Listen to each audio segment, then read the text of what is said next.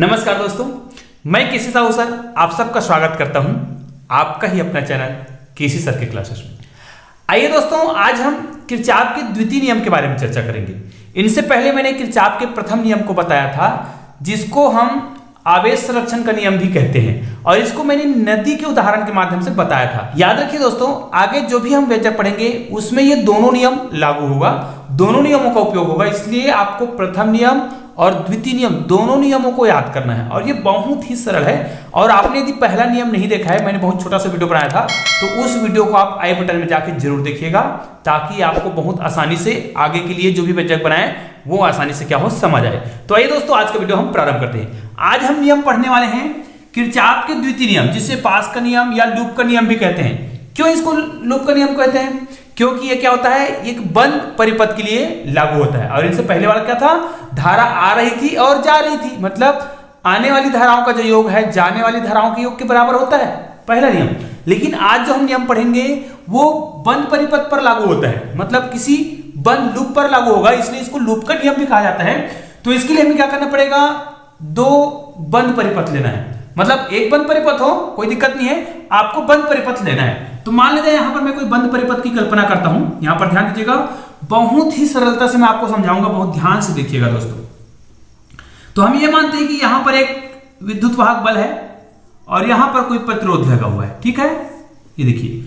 और इसको जब हम आगे बढ़ाते हैं यहां पर, ये देखिए, तो यहां पर पुनः एक विद्युत वाहक बल लगा हुआ है और यहां पर पुनः एक प्रतिरोध लगा हुआ है, इस प्रकार, ये देखिए। तो आप देख सकते हैं कि यहां पर एक बंद परिपथ का निर्माण हो चुका है, ठीक है। जैसे इसका मैं नामकरण करना चाहूं तो क्या लिखूंगा, ए बी सी और ये हो गया डी। अब देख लीजिए, ये पूर्णतः बंद परिपथ है, ठीक है। अब इस बंद परिपथ में हमने ये तो बोला कि ये विद्युत वाहक बल है, तो इसको हम बोल सकते हैं एप्सिलॉन 1, इसको बोल देते हैं एप्सिलॉन 2, ठीक है। अब याद रखिए, इसमें धन सिरा इधर है, धन सिरा इधर है, तो माइनस सिरा इधर होगा, ठीक है। उसी प्रकार ये R1 है, ये प्रतिरोध है, और ये R2 है। अब यहां पर आप देख सकते हैं ये एक बंद परिपथ का निर्माण करता है। अब हमें यह भी पता है कि विद्युत वाहक बल जो बैटरी के अंदर है उसमें धारा किधर से बहती है। ध्यान दीजिएगा, बैटरी के अंदर ऋण सिरा से धन सिरा की ओर बहता है, लेकिन बाहर क्या होता है, धन सिरा से ऋण सिरा की ओर बढ़ता है। तो यहां पर देखिए, धारा जो है वो इधर से निकलेगा, ऐसे इस प्रकार निकलेगा, ठीक है। तो अगर इसको हम विद्युत वाहक बल नहीं मानते हैं तो इसकी धारा की दिशा इस प्रकार हो जाएगी, ठीक है। अब ध्यान दीजिए, यदि इस पे हम कोई और अन्य परिपथ की कल्पना करते हैं, एक और बंद परिपथ की कल्पना करते हैं, तो यहां पर हम एक और बंद परिपथ बना लेते हैं। ये देखिए, ये हो गया। यहां पर हम कोई प्रतिरोध जोड़ देते हैं, ठीक है, ये हो गया प्रतिरोध, तो इसको हम बोल देते हैं R3। तो यहां पर जो धारा बहेगी, ध्यान दीजिए, यहां पर भी विद्युत वाहक बल लगा हुआ है, बैटरी। तो देखो यहां पे प्लस सिरा है, हमको पता है कि प्लस सिरा से धारा निकलती है यहां से। तो यहां से जब धारा निकलेगी तो यहां पर देखिए, यहां पर जो धारा है वो विद्युत वाहक बल एप्सिलॉन 1 के कारण भी बहेगा और विद्युत वाहक बल एप्सिलॉन 2 के कारण भी बहेगा। मतलब यहां पर जो धारा बह रही है यहां पर, वो क्या होगा, दोनों के कारण धारा बहेगा। मान लीजिए इसके कारण जो धारा बह रहा है उसको हम क्या बोलते हैं, I1 बोलते हैं, और इसके कारण जो बह रहा है उसको क्या बोलते हैं, I2 बोलते हैं, ठीक है। इसका मतलब यह है, यहां पर जो धारा बहेगा वो I1 प्लस I2 होगा, ठीक है। अब ध्यान दीजिएगा दोस्तों, इसी पर हमें क्या करना है, किरचॉफ के द्वितीय नियम को लागू करना है ना, जिसको हम क्या बोलते हैं, लूप का नियम बोलते हैं। तो यहां पर आप ध्यान दीजिएगा, जहां पे धाराएं निकल रही है ना, उसको आपको बहुत ध्यान से देखना है।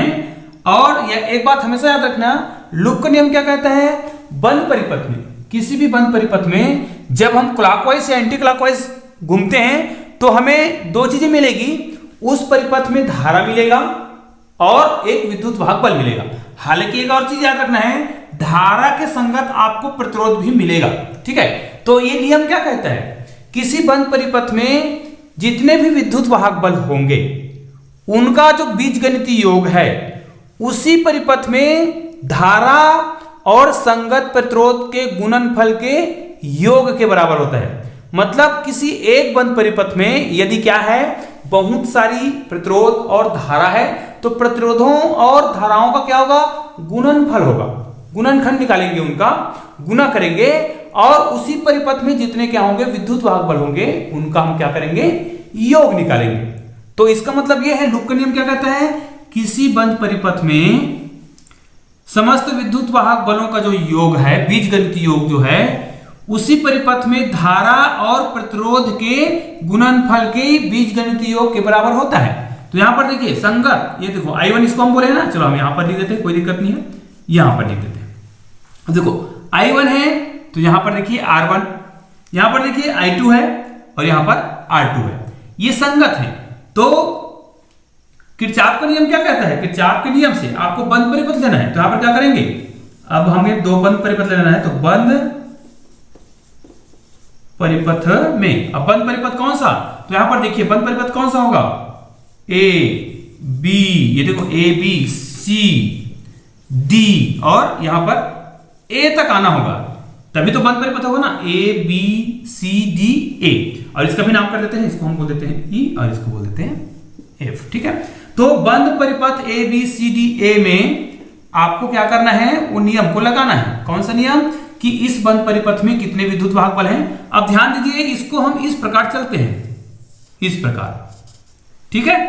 इस चित्र को याद रखना है, बस इस चित्र याद हो जाएगा तो निश्चित रूप से आपका यह व्यंजक आसानी से बन जाएगा। अब देखिए इस परिपथ में कितने विद्युत वाहक बल है, देखिए यहां पर एप्सिलॉन 1 है।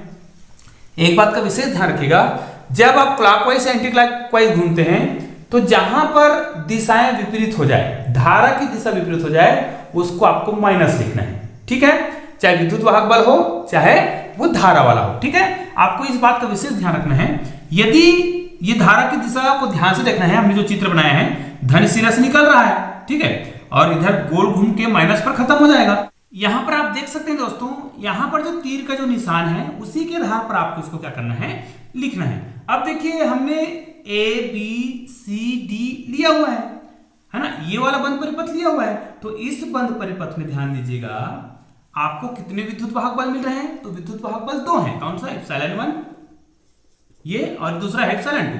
तो इनकी दिशा कैसी है, देखो यहां पर तो दिशा इस प्रकार है, धारा ऐसे निकल रही है, लेकिन यहां पर देखो धारा की दिशा ऐसी है और ये जा इधर रहा है, तो ये क्या होगा, जिसकी दिशा विपरीत हो जाए वो क्या हो जाता है, माइनस हो जाता है, ठीक है। उसी प्रकार आपको किसमें करना होगा, इसमें देखिए यहां पर धारा कितना है, I1, तो इनके जो संगत क्या होगा, प्रतिरोध होगा, उनका क्या होगा, गुना होगा।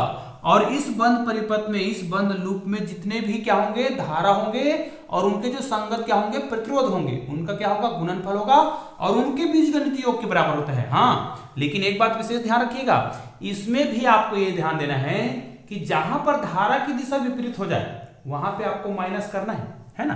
कैसे, ये देखिए यहां पर आते हैं, तो ये देखिए I1 है, इनकी दिशा तो ऐसी ही है, तो I1 R1 होगा, तो यहां पर आ जाएगा I1 और R1।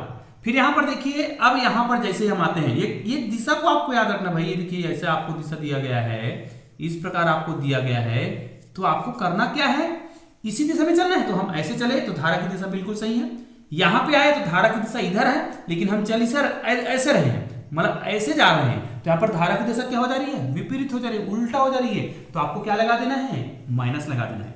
अब देखिए यहां पर धारा कितना है, I2 है और इसके संगत प्रतिरोध कौन सा है, R2 है, तो यहां पर क्या आ जाएगा, I, यहां पर देखिए I2 और ये हो जाएगा R2।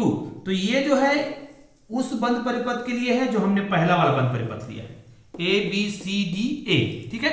इसी प्रकार आपको द्वितीय बंद परिपथ के लिए आपको लागू करना है। तो यहां पर मैं आपको बहुत आसानी से समझा देता हूं, ध्यान दीजिएगा।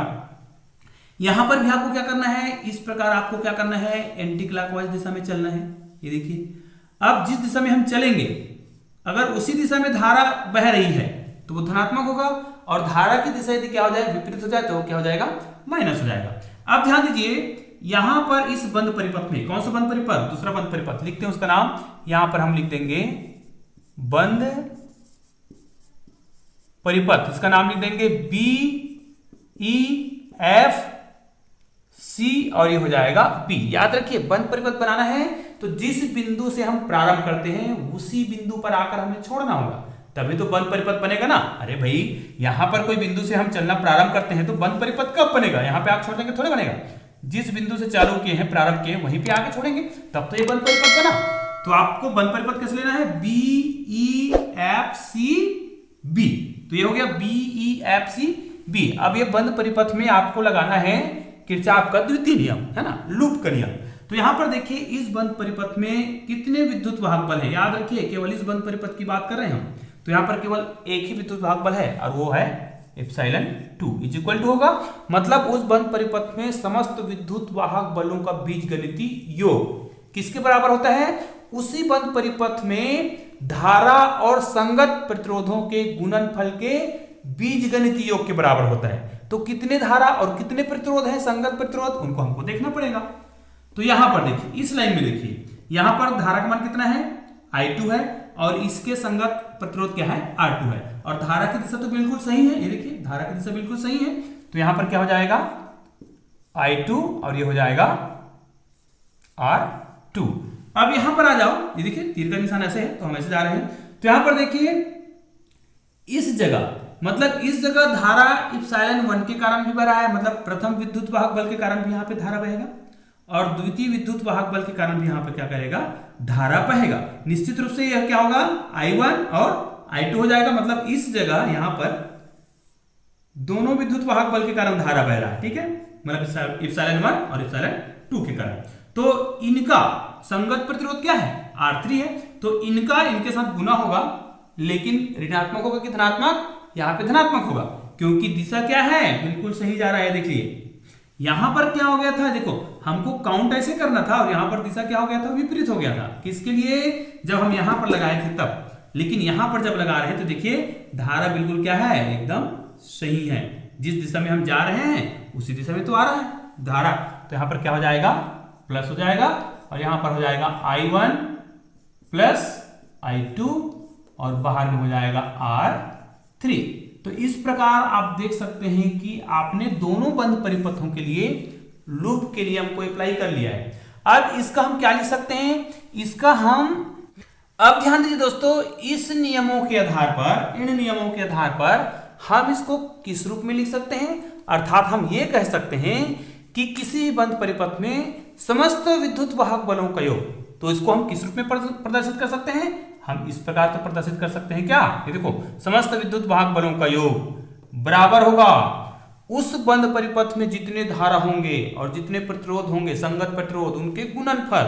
तो यहां पर क्या हो जाएगा, ये हो जाएगा इस प्रकार, यहां पर I और यहां पर R, that is equal to, clear हो गया कि यही जो है क्या है, पास का नियम है या लूप का नियम है, जिसे हम किरचॉफ का द्वितीय नियम कहते हैं। याद रखिएगा किरचॉफ का प्रथम नियम संधि का नियम कहलाता है और द्वितीय नियम क्या कहलाता है, पास का नियम या लूप का नियम कहलाता है। याद रखिएगा किरचॉफ के प्रथम नियम को आवेश संरक्षण का नियम भी कहते हैं। क्यों कहते हैं, क्योंकि उसमें आने वाली समस्त धाराओं का योग जो है जाने वाले समस्त धाराओं के योग के बराबर होता है। मतलब इसमें ना तो आवेश उत्पन्न होता है और ना नष्ट होता है, जितना धारा आता है उतना ही धारा क्या होता है, जाता है, ना तो आवेश कम होता है और ना ही बढ़ता है। तो इसका मतलब ये क्या है, आवेश संरक्षण का नियम का पालन करता है। तो इस प्रकार आप देखते हैं कि हमने पास का नियम या लूप का नियम कहा जाए या फिर इसको हम द्वितीय नियम कहते हैं, ये हमने बहुत ही आसानी से सीखा है। याद रखिए दोस्तों, इसके बाद हम जो भी व्यंजक पढ़ने वाले हैं, जैसे कि